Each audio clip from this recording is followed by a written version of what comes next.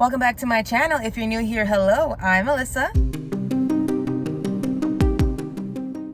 Today we're gonna go off and see It Ends With Us, and this is based on a very popular romance book by Colleen Hoover. Full disclosure, I am a romance novel girly, follow me on Goodreads, but I do not read books that are filled with trauma, death, torture.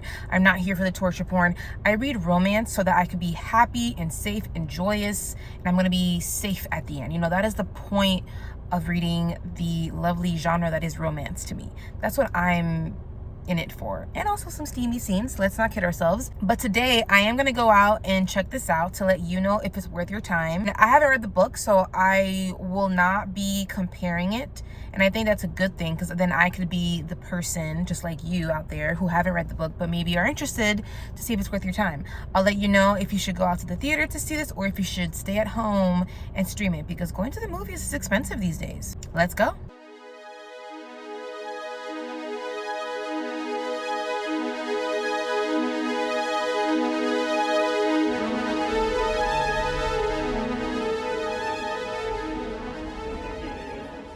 Hey, what's up, you guys? I'm back from the movie.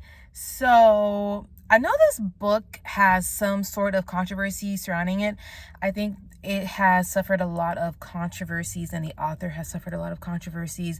I don't know all of the little single detail, but I have seen some of the headlines about how people feel like it kind of romanticizes domestic violence. And I think it's not always a black and white situation, and I think this movie, the story and book in particular, tries to show that. But I do have problems with this, okay?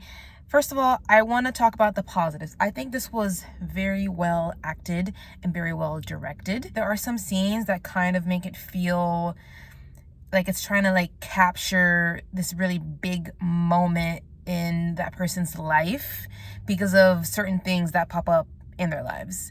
I don't want to spoil too much, but I just liked how the filming was able to kind of bring that to life. Now, on to some of my mixed feelings on things, and I think I'm gonna have to spoil just a little bit of this. So if you don't want to be spoiled, it's your time to head out now.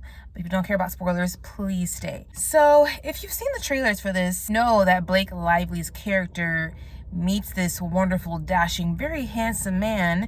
They get into a relationship, and then it becomes kind of dangerous for her. I just find myself not very satisfied with the resolution of this. And I can understand the criticisms of romanticizing domestic violence. So she does end up getting pregnant and then has this baby towards the end. And then at the end, he comes into the delivery room. He's there. They are all happy. She wants to name the baby after his dead brother.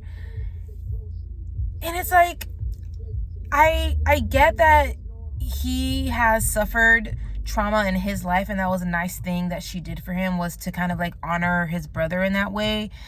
But I just can't help but feel that this man goes through the end of this movie just unpunished. And I understand that's what kind of happens in real life and yada, yada, yada, save it. I know. There's nuances to this. But for a film, for a movie, as a viewer of this, because at the end of the day, it is a piece of entertainment, okay? It's a film that has a big marketing budget. They're targeting towards us. And as a viewer, I just felt unsatisfied. She does tell him, hey, by the way, I'm naming this kid after your brother, but I want a divorce. And then she starts naming all of these things. You know, if your daughter came home to you one day and told you, hey, my boyfriend did this to me, my husband did that to me, what would you tell her? And then he kind of just looks at her, thinks about it, and tells her, I will tell her to leave. I would beg her to leave. And then that's it. I feel like the messaging is a little bit muddy for me. Am I supposed to believe that this man is walking away from the birth of his daughter a changed man?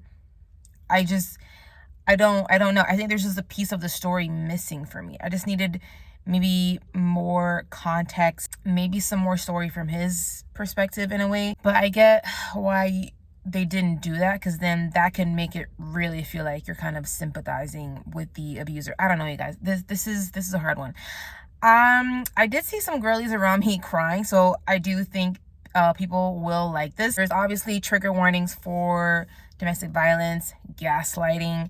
For a moment there, the way they filmed certain scenes where the abuse is happening, I was confused as to what was happening. I'm like, wait, did that really just happen? Or was that an accident? What just happened? And that's because that is what she's experiencing. She's not sure what the heck is going on. So I think that was really well done. And you know what? At the end of the day, I was very engrossed. I wasn't thinking about what I'm gonna have for lunch tomorrow.